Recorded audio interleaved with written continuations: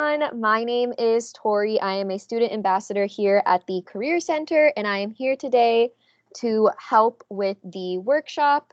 I would first like to introduce Hillary from Hungerford Nichols, and she will be presenting on virtual etiquette. If you guys have any questions, feel free to type them in the chat box, and at the end, we should have some time for questions, and either I can say them or you can go ahead and ask them. And without further ado, Hillary, take it away. Perfect. Thanks, Tori. Hi, everyone. I can't exactly see how many people are logged in, but I'm happy to present on this topic. It's something that I think we've all had to get used to doing, whether we wanted to or not, in the past year with the pandemic and changes in the workplace and in education. I know that Courtney let me know that you guys are back in school, but you might have been put on an isolation order or a quarantine order and had to attend class virtually, or even just connecting with family and friends, used Zoom on the weekend or something like that instead of getting together in person. So obviously in different settings, if it's a more formal meeting or virtual presence versus if it's just your friends, obviously etiquette is going to change a little bit, but I'm just here to share some tips and tricks on in a professional setting or when you're in class, what are some things that you can do to make sure that you're putting your best foot forward in a virtual setting? So it has become the new norm. I don't know if any of you guys have even gone through virtual interviews at this point, but these tips and tricks will be really helpful in those sorts of situations. I know for our company, Hungerford Nichols is a public accounting firm, and we did do virtual interviews this last winter for winter internships. So keep that in mind. Practice if you can, and be comfortable with how you're going to show up in these virtual settings. This I just thought was kind of funny. This is what people think about while they're in a virtual meeting. I know it's super distracting to see yourself on the screen. So even doing simple things as changing the view, different platforms have different options for the view that you're using. So, everyone's floating heads. You can even set it so that you don't see yourself there, so you're not distracted by that. That really helps with not getting fatigued from being in a virtual meeting for too long. So the tips and the tricks. So the first one, show up and pay attention. So show up is pretty simple, although it seems to be something that people don't love doing. So if it's a video meeting, it's a video meeting for a reason. So turn on your camera, show your face. People want to see you. They miss seeing you. It might be the first time that they've ever met you. So being able to put a face with the name. One thing that you can do too, is does it need to be a video meeting? We deal with that a lot at work where we're virtual, so we're not used to even picking up the phone anymore. We go straight to the virtual video conference, and maybe it doesn't even need to be a video conference. So if it is, turn on your video, whatever you're comfortable doing. So paying attention, this is easier said than done. I know it can be really difficult with all the things, distractions at home or virtually that maybe we wouldn't have if we were in a conference room or if we were in a classroom. But here's some tips and tricks to help you pay attention and to stay focused. Turning off notifications. So your cell phone, put it away, turn it on silent, turn it off, whatever you got to do to make sure you don't pick that up and look at it while you're in a meeting or in a virtual setting. Don't touch your keyboard. Leave it alone. Even if it's in a classroom setting where you're taking notes, make sure that the presenter or the host knows that that's what you're doing, because it could look like you're getting into your email or working on something else or online shopping or whatever the case might be. So make sure that you just know what the expectations are of whatever virtual meeting that you're in, so that if it is okay to take notes on your computer, that they know that's what you're doing. So multitasking, I think that has a lot to do just with the space that you're in. So if you're at a desk, try to close any books or other projects that you're working on, even notifications from your other emails or other programs that are up on your computer. Try to close all of those out and turn off pop-up notifications so that when something pops up on the screen, you don't even see that and you're just paying attention to the presenter. Setting boundaries. So setting boundaries would include having discussions with people that are in your in-person space. So whether it's family members or roommates, making sure that they understand that you are going to be participating in virtual meetings and that maybe this sign means that you don't want to be interrupted. So whether it's closing the door or locking the door, or even having a sign on your door that says that you're going to be in a virtual meeting and not to interrupt at that point in time. Those types of things are all really important, just to set boundaries with other people around you, things that might not be in your control. What else? Gearing up. So I don't know what Calvin has done, if maybe they provided you guys with some equipment when you went to virtual, or if you were supposed to provide your own laptop, those types of things, but just making sure you have the right software and hardware to make that virtual experience more enjoyable. Having good Wi-Fi connection, making sure that you have the bandwidth so that you can hear well and that people can see you well and that you can see others. This would also include lighting. So I'm not a good example of this. I always have my lamp on in the back, but it can actually cause the person to seem darker on the screen and also wash people out a little bit. So a lot of people at our firm are getting the ring lights, which you clip to the top of your laptop or your workstation. And so it has the light coming from in front of you. And that works really well for brightening up your presence in a virtual setting.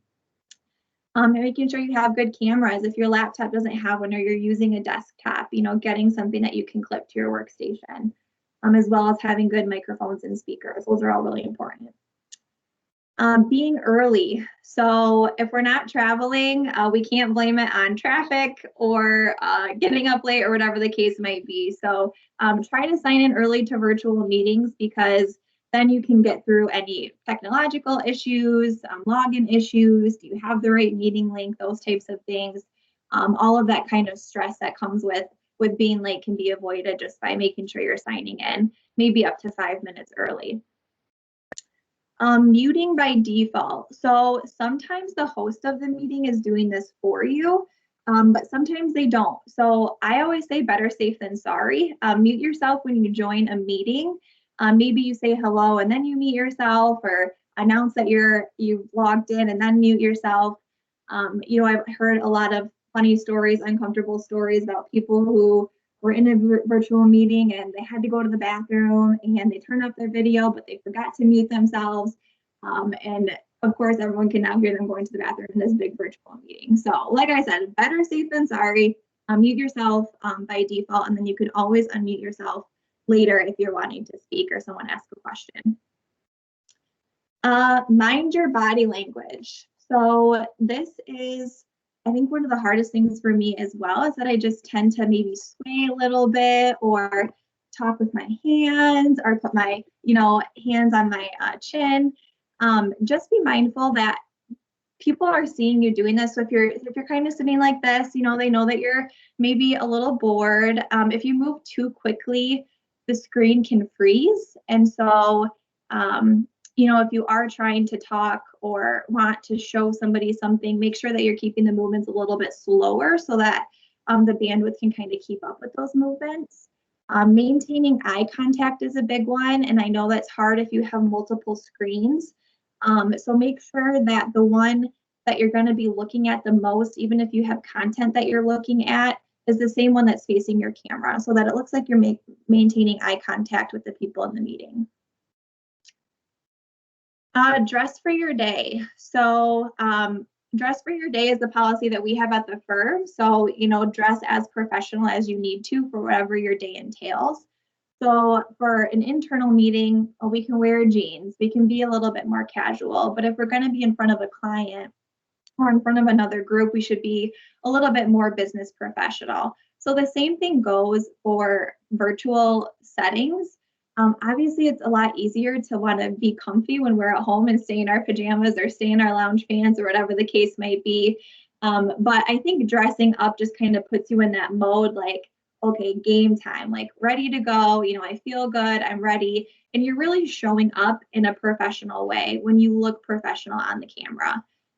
So I think you can get away with maybe sweats on the bottom and something nice on top, but I would always recommend being completely dressed as you would if you were actually going to an in-person meeting.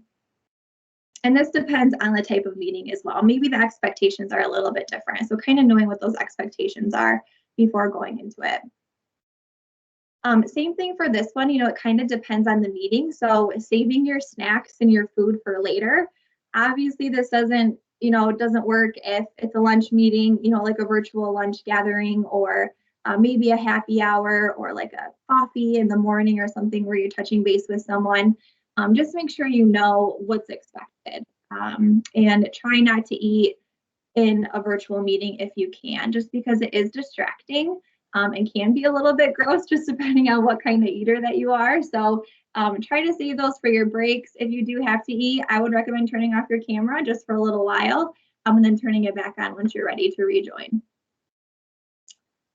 Watching your back. So this means just being mindful of what's showing up in your background. I have a blurred background right now, which is a great way to not have to do a lot of physical labor to make sure that stuff in your background isn't distracting.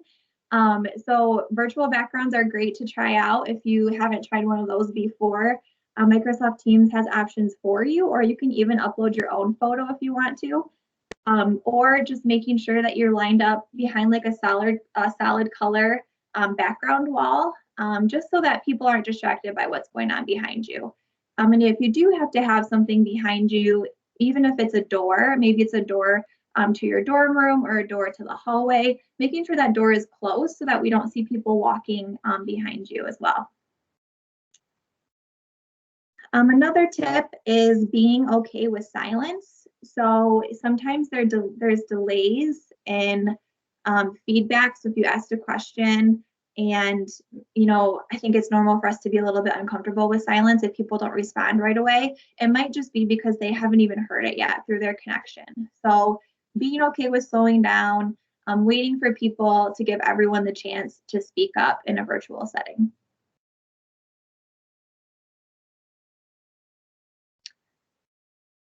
So I think that's all of the tips that I have for you guys for virtual presence. I'd love to answer any questions, or if you guys have any stories of things that you've experienced and learned from that you want to share with the group.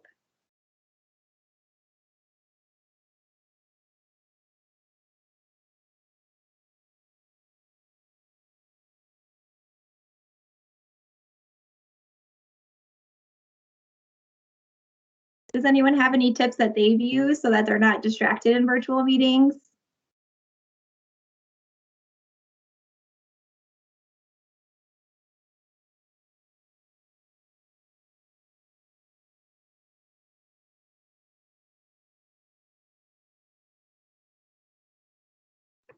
Okay. Well, Tori, I'm not sure if I'm supposed to close out the meeting or if you guys had anything else.